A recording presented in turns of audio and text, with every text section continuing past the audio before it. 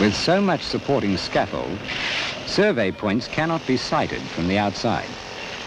So the surveyor has to work from the inside.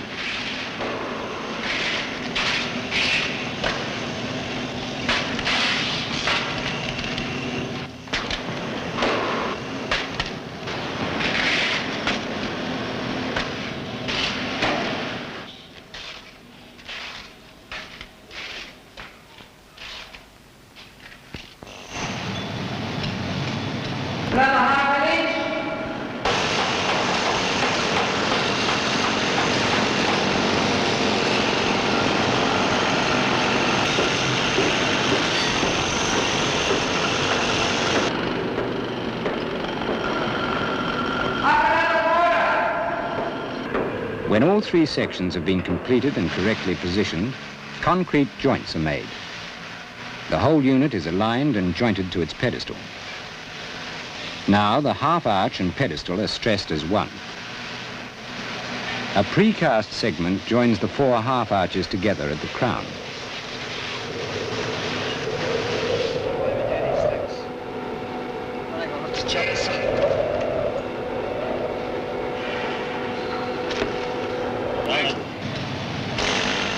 The legs of the arch and their crown piece are connected by steel reinforcing encased in concrete.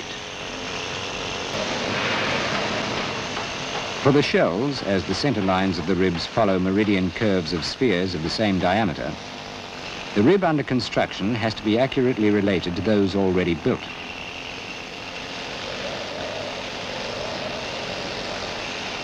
As each new segment is added, the growing rib is surveyed from stations around the site.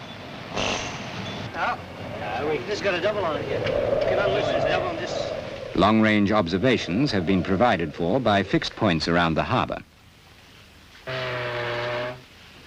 The true position of this partly constructed rib is known.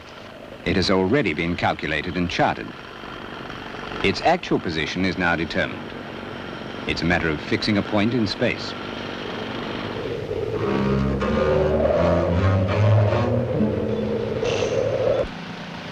Some ribs are 200 feet long, made up of 12 segments weighing 10 to 12 tons each. To construct these longer ribs, special controls had to be devised.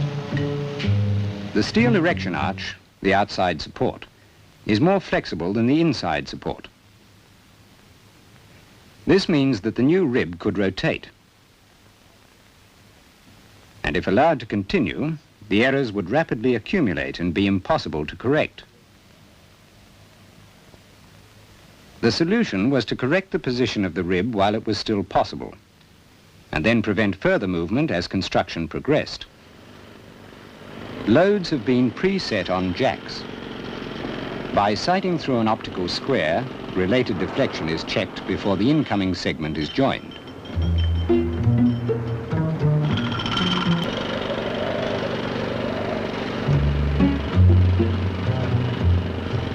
Any variation from the charted course is corrected by progressive jacking, delicately balancing rib loads so as not to overstress the new rib in bending. In the precasting of each rib, the last segment is cut off at its correct angle and length.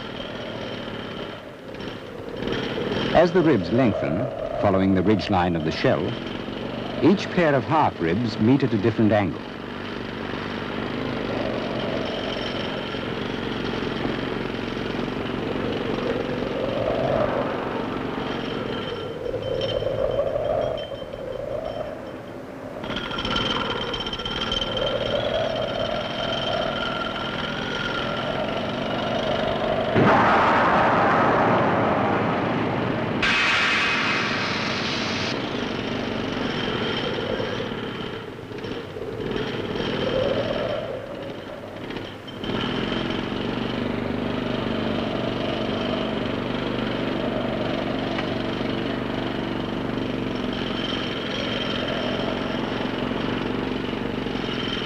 The cut-off segment completes the half rib that is now aligned, jointed, and permanently stressed to the pedestal.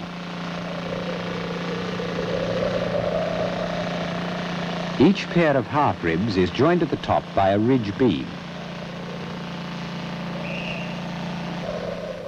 When the ridge beam is positioned, concrete jointed, and tied across with cables, the rib is complete.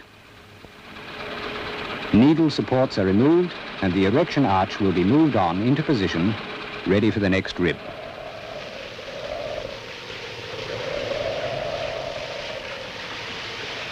Between the arch and the first rib, special supports have been previously inserted. When a sufficient number of ribs have been constructed to control the load transfer of the shell onto the arches, these special supports, flatjacks, are removed. This ensures that no temporary condition on the supporting structure is worse than its permanent condition. Progressively, ridge beams are jointed and pre-stressed back to the arch crown. All ribs are interconnected by sliding bearings and bolts. For permanent stability, they are jointed and the whole shell is pre-stressed laterally. When all ribs are stressed together, they act as one continuous membrane with improved strength and rigidity.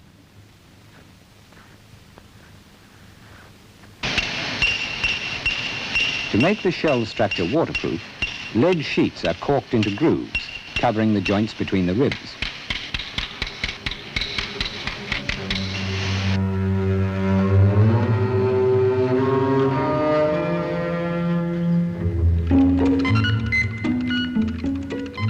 To cover the roof structure, over 1 million ceramic tiles had to be organized onto a spherical surface.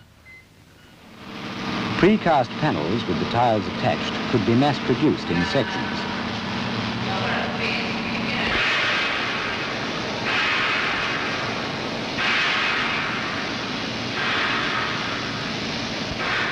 The tile panels are hung on supporting bolts, precast into the rib surfaces. Slotted brackets fixed to the panels are preset to the surveyed bolt position. When erected, they need no further adjustment. The panels must be free to accommodate movement, wind effect, creep, and above all, temperature. The tile panels are made to very close tolerances for waterproofing and for visual continuity.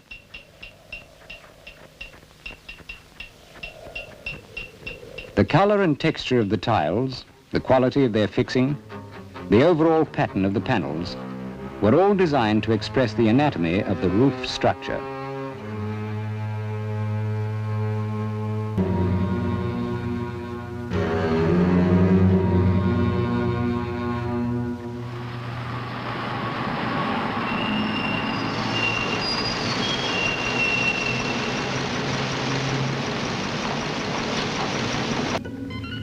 Job number 1112, the design and construction of the roof of the Sydney Opera House and its covering. Architecture, engineering, building. An elegant discipline where technology and the creative forces of the mind stand in equilibrium and harmony to provide a focal point for a community.